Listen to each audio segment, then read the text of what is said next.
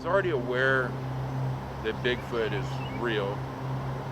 I didn't know so much about Central Texas. I knew this was Hairy Man Road, but I wasn't aware of the legend. I got on the BFRO website, Bigfoot Research Organization website, where they post investigations of people making claims of witnessing Bigfoot. And it's by county, so I went to Williamson County, and I found this description of this sighting that took place just right over there on the other side of that road. They try to not make the location obvious, but I was able to kind of interpret it and look at Google Earth at the same time and pinpoint the actual location where the sighting took place, which is where we're at right now, but just on the other side of that creek. And so I came down here with a partner of mine, and we were on the other side of the creek. We walked across the creek, coming towards where we're at now, and I noticed a T-post that had been bent on a fence line.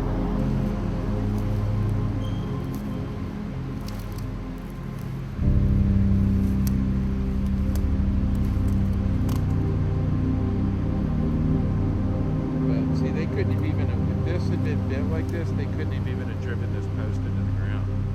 This happened after it's been hit. It would have taken an incredible amount of pressure to do that.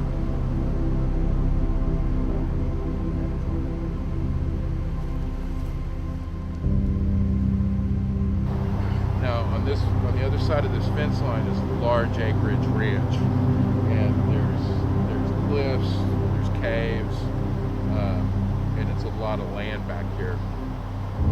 And even going this way was the same way, and then the creek going the whole way. So the habitat was here. But when we crossed the creek and I saw that bent T-post, I went up to it to try to figure out how that could have been bent, because they're strong. And it looked like something had crossed the fence there. I turned around and I could see a perfect trackway of a Bigfoot. Keep in mind, I came here to disprove this, and we were immediately confronted with a trackway. I believe that it crossed this fence, it bent that T-post down when it did, because it's kind of a hog fence with strands of barbed wire at the top, and I think it bent the T-post down to get over the barbed wire and then walk towards the road. And we went over on the other side of the road to look for prints. We couldn't find any, so we don't know where it went after that.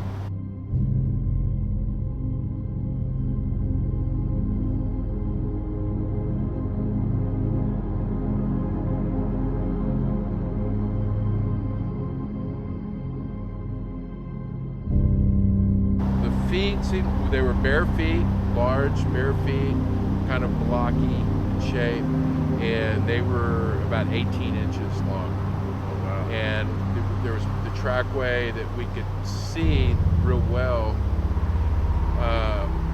was probably 30 feet of it, and the footsteps themselves are probably about 4 feet from each other.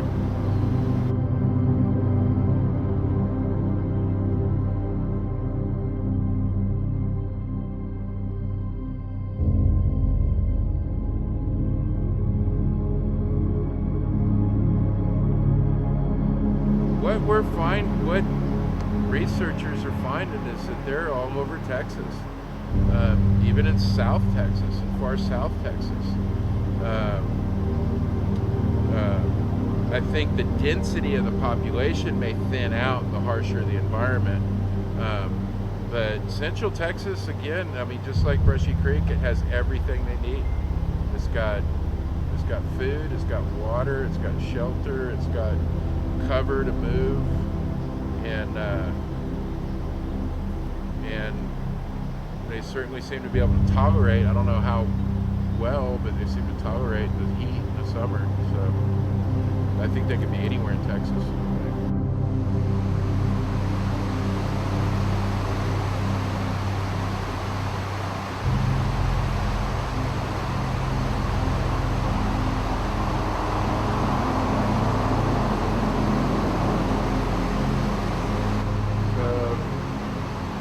Right there's where that house was, is where the sighting was reported. They said it walked this way down the creek, came under the bridge, and he didn't see it after it went under the bridge.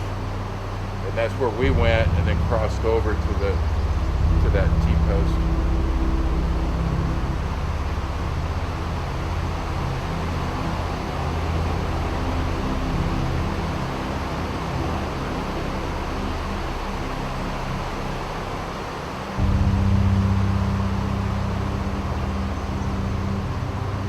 I have heard stories of, if you take Brushy Creek going east of I-35 and even east of Round Rock, I've heard some stories out there.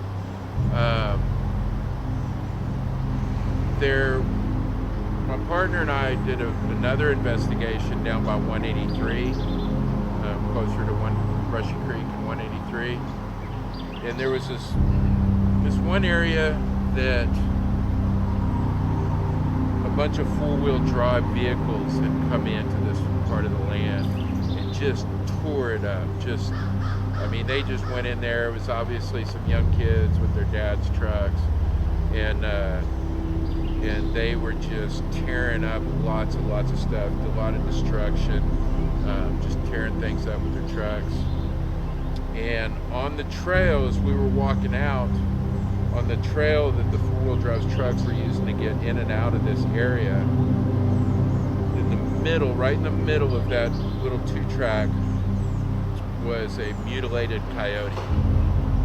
And this coyote was mutilated in such a way that I find it extremely difficult to believe that a human being could have done it. This coyote was literally turned inside out and tied in a knot. All of its intestines, all the soft intestines were gone. And, without being too I don't want to get too graphic, but it literally broke its face inside and out. Not just broke the lower jaw, but broke the face inside out. It looked like it reached down its throat, and now there's a tuft of hair coming out its throat that was the coyote's anus. And then the whole thing was just tied in a knot.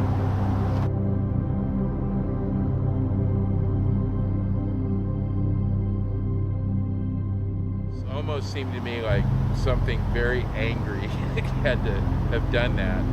And I didn't think that it was a coincidence that it was right where those four-wheel drive trucks come in and out of that area. So I'll never know who or what did it, but I have a pretty good idea.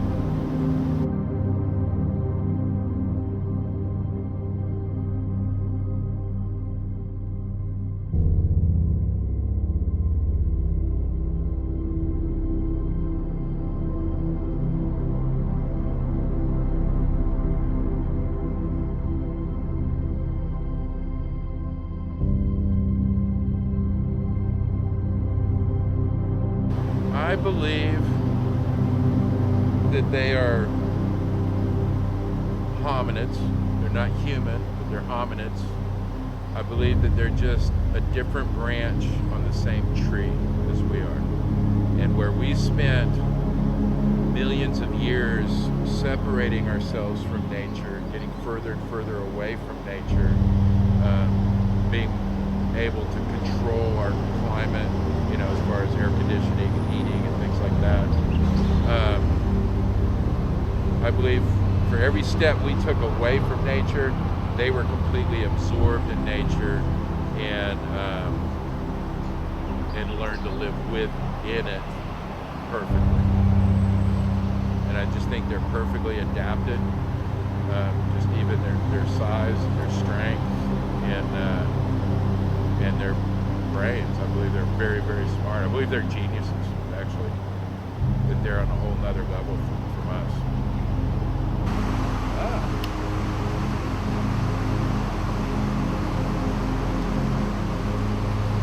A little bit like a toe. That was a little hard. Yeah. You got more experience than I do. Water washed through here. like the coyote down at the four-wheel drive trail, I think they have every reason to be angry at us if we're encroaching on their environment. And they're kind of helpless to do anything about it, but I'm sure it makes them angry, you know. And they, you know, when they have an area where they're birthing children and raising children and using to feed themselves and their children, when people come into it, I think it's understandable that they would resent that, want to at least scare them out, scare them away.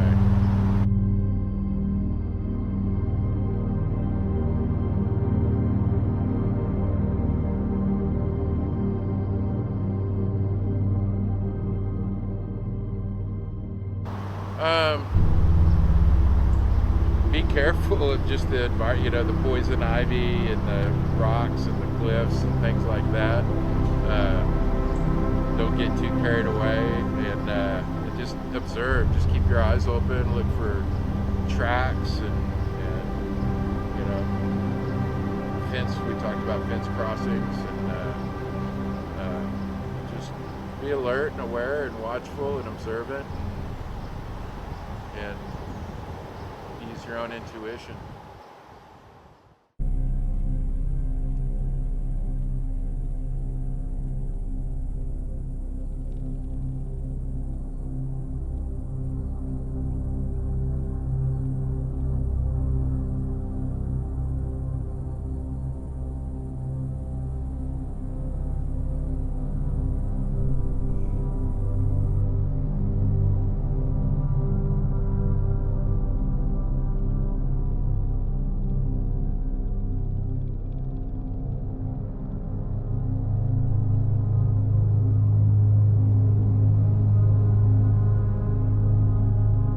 David, and we're here at the Brushy Creek Trail, right at the Rap House Play for All Park.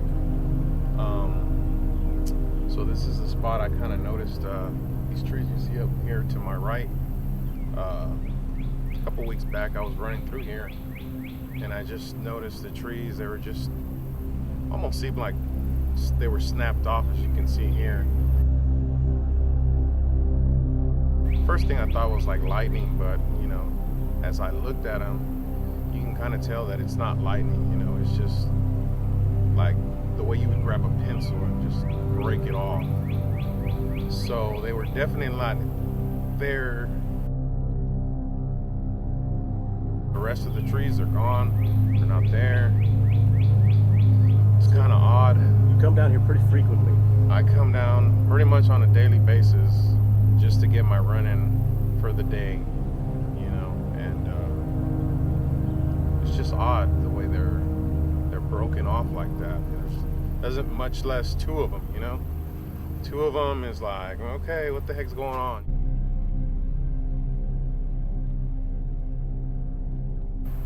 But just in this general area, you'll kind of start feeling a little creeped out once you come. As often as I do, you kind of get the chills a little bit. Not all the time, you know. Certain parts of the trail that are like that.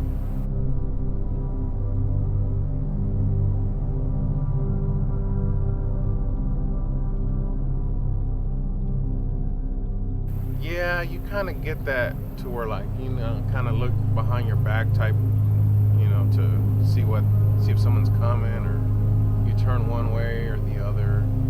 You kind of get that feeling like you're like, the something ain't right feeling, you know, you get when that happens.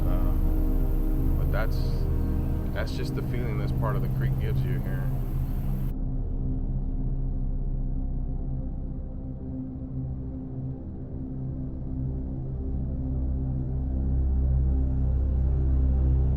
Always from the kids in high school, they're like you know, you always heard the Hairy Man Road, and that kind of caught my interest as a kid, you know, in high school.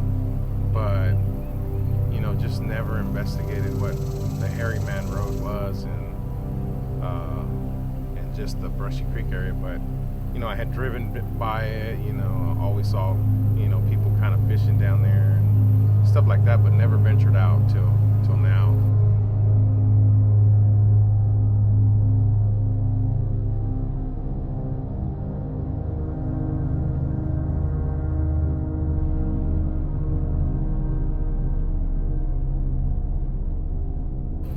Here the area, I asked my neighbor, he told me they would frequent the area as kids, always come down here, fish and stuff. And I asked him a couple weeks back, his name's Jared. I said, Jared, have you noticed anything down at the Brush Creek when you've been down there? Frankly, I don't know how long it's been since he's been down there, but he's like, right away he was like, what do you mean? He's like, you mean like something's watching you down there? I was like, yeah, have you felt that? He's like, yeah. He's like, it's pretty creepy down there, man. I felt that definitely before down there. Just something ain't right down there.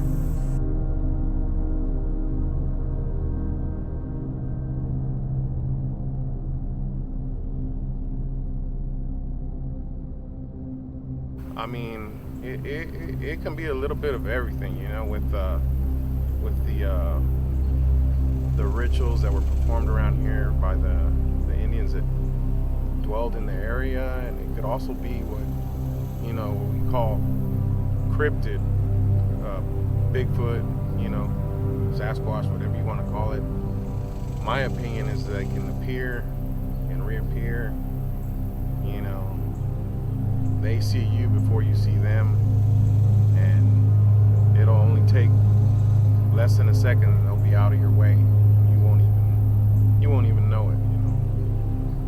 People can call me crazy, but that's what it is. There's something out there, and whether it's here or in another state, they're everywhere, man.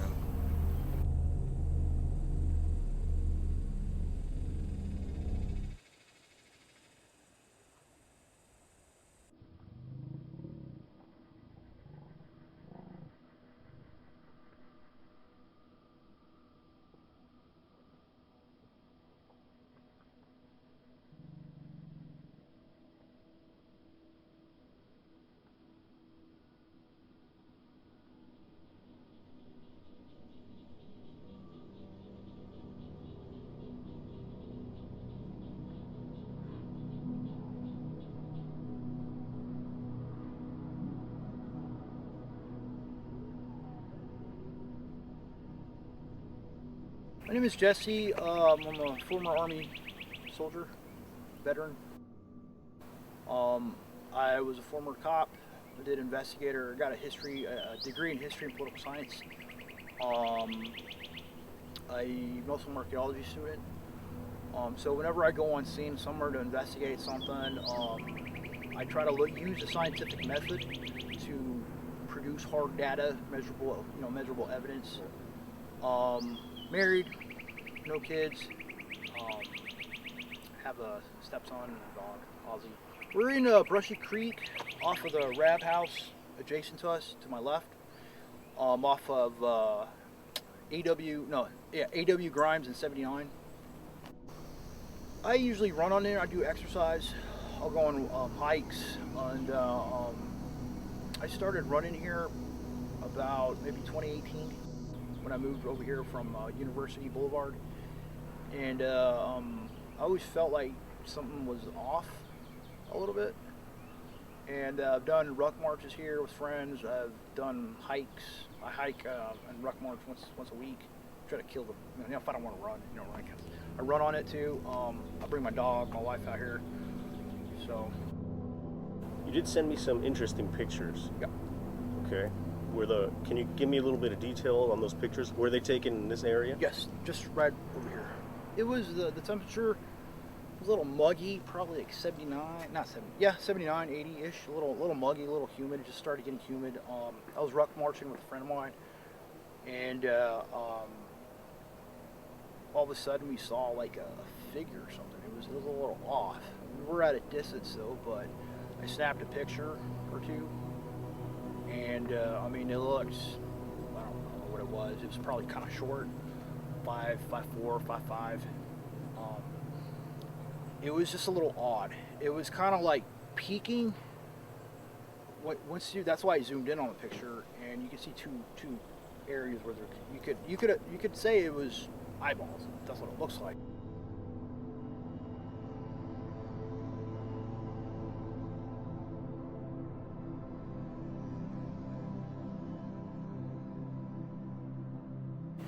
It was a little weird. We got kind of freaked out about it, so we kind of took our time coming this way. Before that, we saw a lady wearing like some 1970s gym clothes, saying that she was being followed or something. And then we went out to go check it out, and there was nothing. The figure was gone.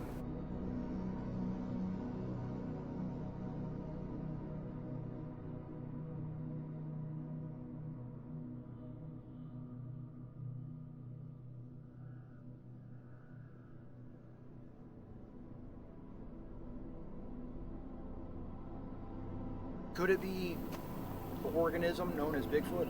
Yeah. No. Nobody knows. I know there's been a couple of accounts here from strange lights, orbs, things at night, sounds. Like I said, I was walking with a friend. We were just hiking, and we heard like a cow type noise. It was like, it was kind of weird. I mean, I know there's some cattle around here, so it could be that, but that was pretty near and it was pretty loud. I've never heard that. I was raised on a farm, you know, and we had cattle, and I've never heard anything like that, unless it was mating season, you know what I mean? But who knows? I know that somebody saw something in 2018. They're out there partying, and they saw something. Okay. They never gave like any type of like description. It's kind of odd.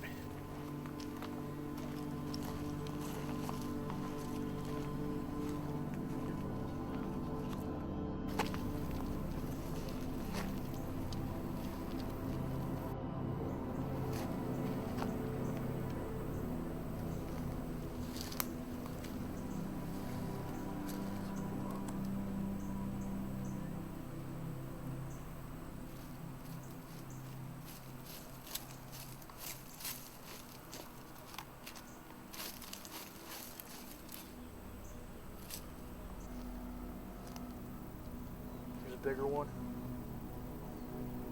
This right here, I'm thinking came from the lake. Somebody brought it up from here and was eating these. I'm thinking these are in the from the river, and they were brought here. This specific area. You see what I'm saying? See this right here? This is. I don't know if that. I think that's more of the river, and not the land ones. I believe a land one would be a lot smaller. This is a little bit too big.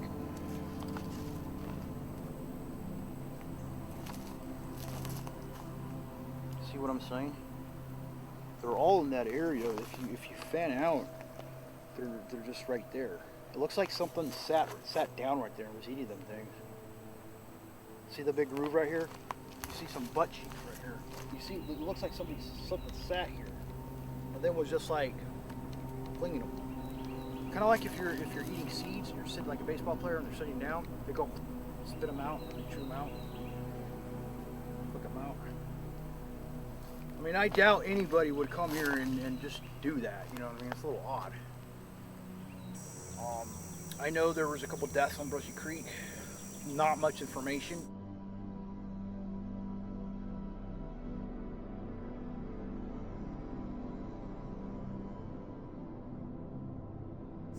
I think it's a safety issue, and something's going on here, and people have been killed, deceased. And could they have been on drugs? We don't know. Could they have been homeless? Yeah, but nothing's ever been said.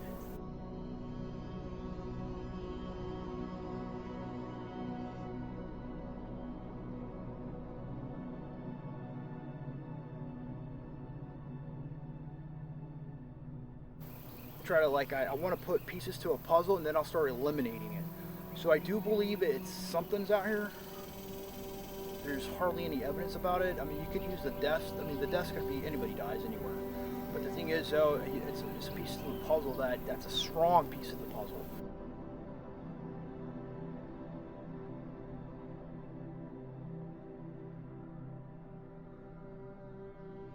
If I was an active police officer right now, even community police, or something like that, or a reserve peace officer, I'd be like, hey, pretty area, green, insects, animals, but be careful.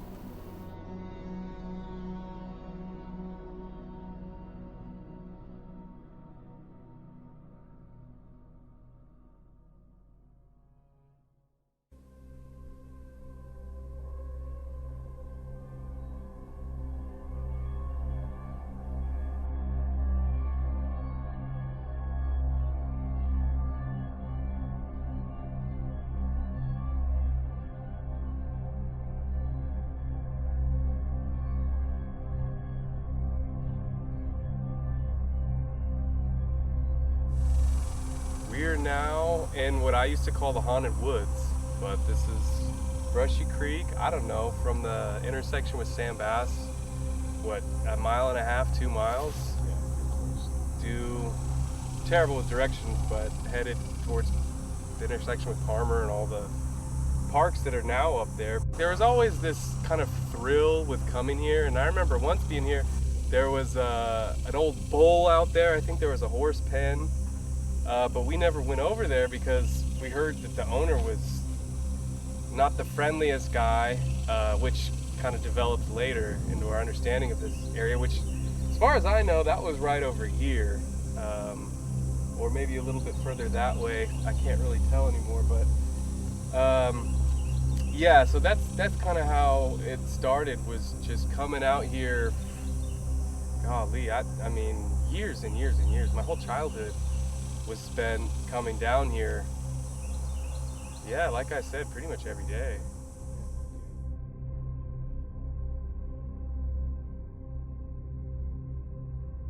You know, there was always the hairy man and the story that the wagons would go through, and they would, you know, the tops of the canvas would get scratched by the toenails of the hairy man, and you know, the hairy man was just a legend, you know, or just like I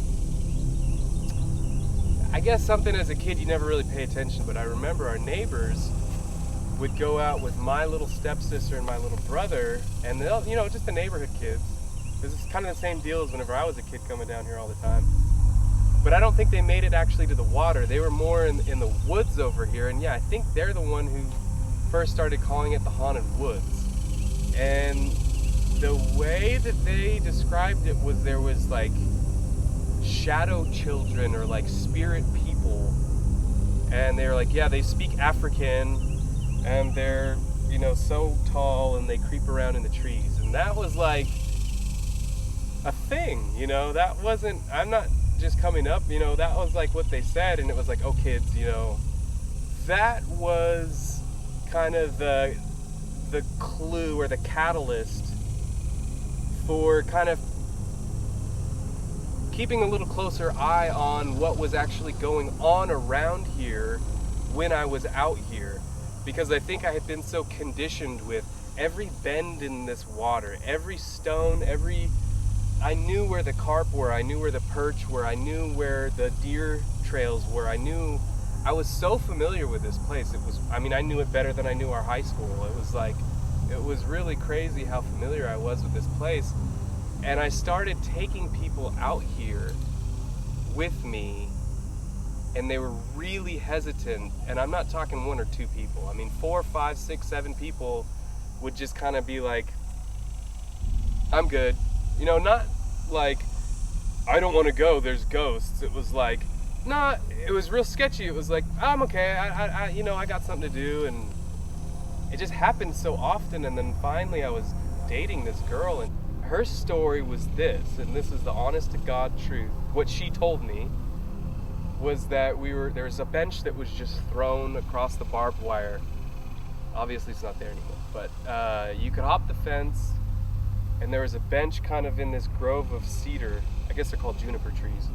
I had stashed some books out there, which is kind of weird. Anyway, me being me, I'm like, oh, you're good, even though it's dark and we're alone in this haunted woods. You stay here, I'll be right back. I'm gonna go grab a book that I want you to borrow them from me. And anyway, she said that when I was gone, she started kind of having this strange sensation that she wasn't alone, and that she saw little spirit people. One kind of poked its head out and then went back, and then she was like, oh shit, like, you know, this is new. This is not something I've ever dealt with before.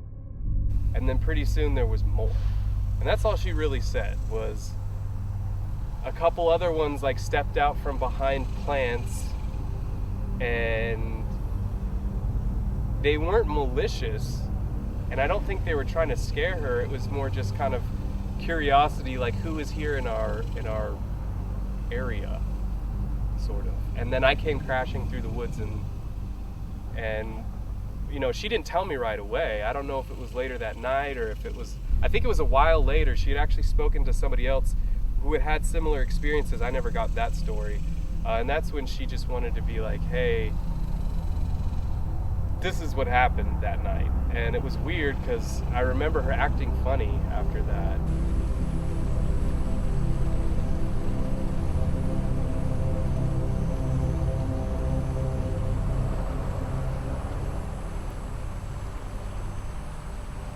And fast forward a little bit, I was in my early 20s, going to ACC and just working at one of these.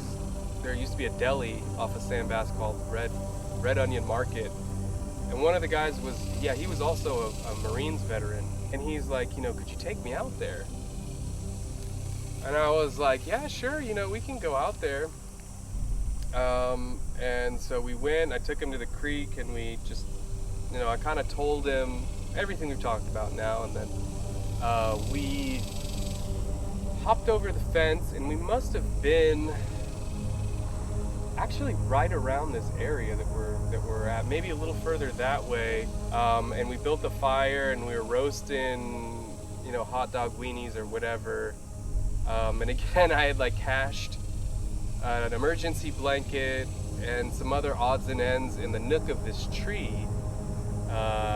Yeah, so this is probably my biggest experience. The biggest thing that I could say from my personal experience here, something happened that is unexplainable. And this is no exaggeration, like I'm just gonna try and tell it as it happened. So I go to this oak, and I'm searching for this emergency blanket, but as I'm walking towards it, it's already strewn on the ground. And everything that I had was just kind of thrown out on the grass. And it must have been years since I had been out there, really. And the moon was shining, and I pick up the emergency blanket, and it has like a foil coating on the outside. And when I opened it up and spread it out, the moonlight shone down on it, and you could see these slits that were cut one after another in like a half moon shape. And like right at that moment that I did that and the moon shone on it, there's like this really weird sensation that came over me, like, oh, this isn't good, you know? Like, it was almost like I Indiana Jones took the skull, you know? Like something just happened, like almost like I had called something on over to us or revealed our location. And the guy even looked at me, you know, nothing was said, and he just looked at me dead in the eyes and was just like, the hunter has become the hunted. You know, and this is somebody with combat experience, so he was kind of on the same level as me, like, whoa, we just got ourselves into some shit, you know? And we went back to the fire, and it wasn't long before we heard like a great crashing through the trees towards us. And not a deer, you know, definitely bigger than a deer, which probably not a cow. That's not cow behavior. And it was very aggressive. And I mean, it was like really coming fast, and we both ran. We both turned to the fence facing this street, right, you know, this street right here. We hopped the fence, running, terrified, and we ran over. I mean, we got to the street, and it was just like, our hearts were pumping. We didn't know what to do. And so we continued a little ways towards the creek. You know, and it happened again. And so we ran back down this direction, and we got to the street, and it was just kind of like, what do we do? And it definitely was like, we're being followed.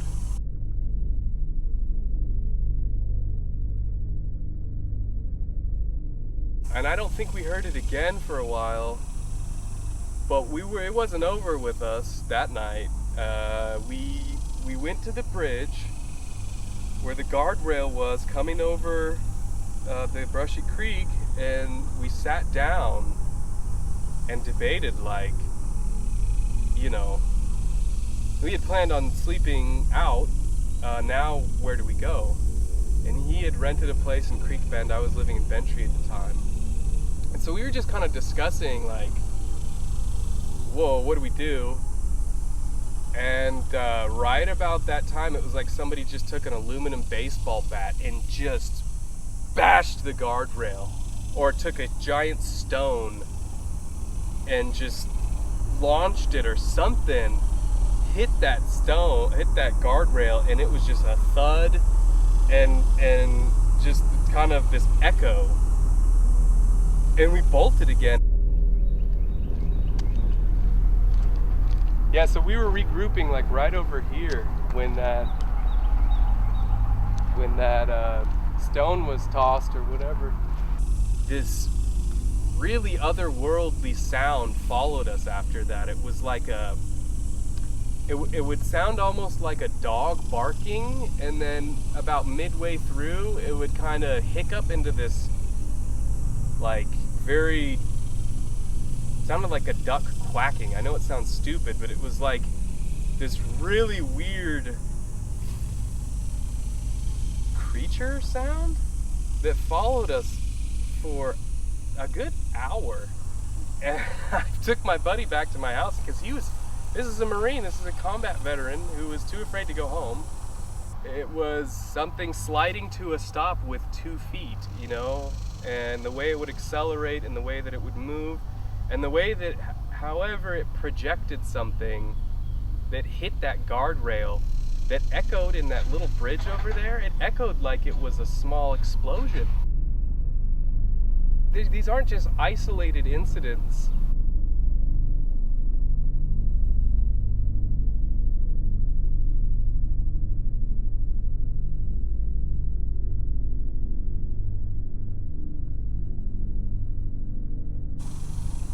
I don't know if it's an alien. I don't know if it's the hairy man, Bigfoot, Sasquatch, skunk ape, you know.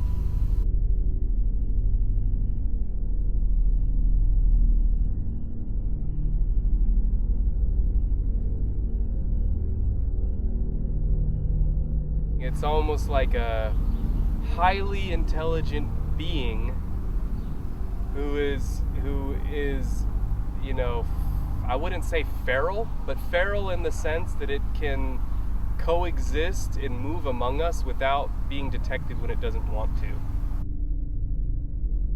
To me, it was some sort of guardian, some sort of guard that was not happy with us being there for the purpose that we had in being there.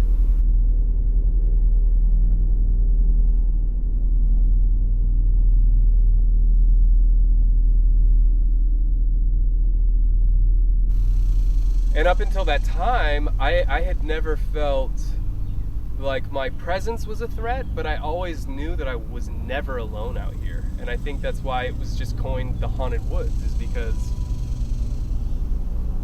there were beings here, there was a presence here that was not of this world, or of our kind of understanding of this world.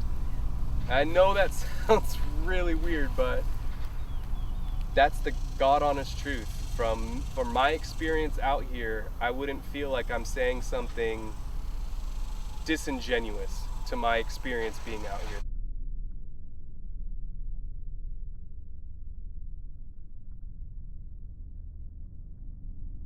I guess that's how I always felt was coming out here. It was just kind of placing trust in the hands of this beast or being that, you know, kind of runs the place.